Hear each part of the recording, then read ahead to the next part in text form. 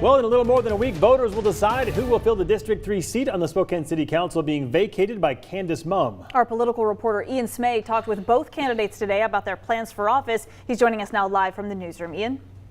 Mark Whitney, restaurant owner Mike Lish is taking on local teacher Zack Zappone to represent Northwest Spokane's District 3 on the Spokane City Council. Here's what they had to say about what they want to address if they win the election next week.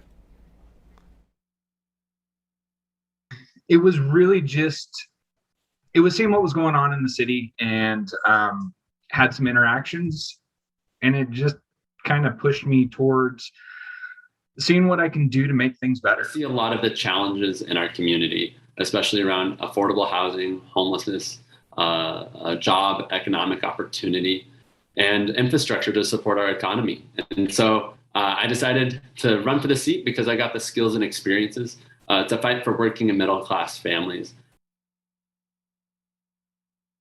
It looks like more mental health, more rehabilitation facilities, and really working towards having some sort of like a continuum of care after we get people placed or they start making that road to recovery, but just really being able to check up and have some accountability with them as they go through the process and giving them the tools to be successful once they do get off the street. The first thing we need to do is keep people in their homes and from becoming homeless in the first place. Second, we need to get them off the streets with a coordinated outreach system.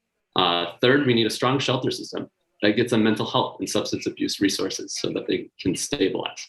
Fourth, we need to make sure that they're transitioning out of homelessness. That's job training programs and affordable housing options that gets them back on their feet. Look at the permitting process. We need to look at zoning. I think those are two easy ones to start with. And then really getting creative in what we can do. You know, we've been following centers and corridors for 20, 30 years, something like that. And we don't really have anything to show for it. First, we can increase accessory dwelling units. That's cottages, mother-in-law suites. Make it easier to build those. That creates more options for people in the missing middle market, those beginner homes. We need to increase density where we have the infrastructure to support it. That's infilling in downtown, along our centers and corridors, along transit lines where people can get to and from work. Making sure that we have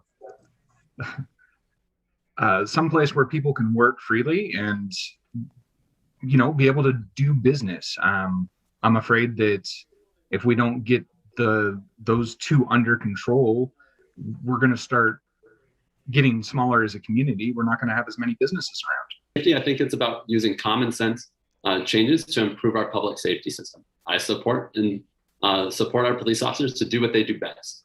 That's to enforce laws, deter crime, and respond to emergencies. They're not mental health counselors, nor should they be expected to. But police have been asking for help on mental health resources. You can see the full interviews with both Lish and Zappone on the KREM 2 YouTube page. Also in our shows tomorrow night, I'll have interviews with the two candidates for the District 1 City Council seat. In the newsroom, Ian Smay, KREM 2 News.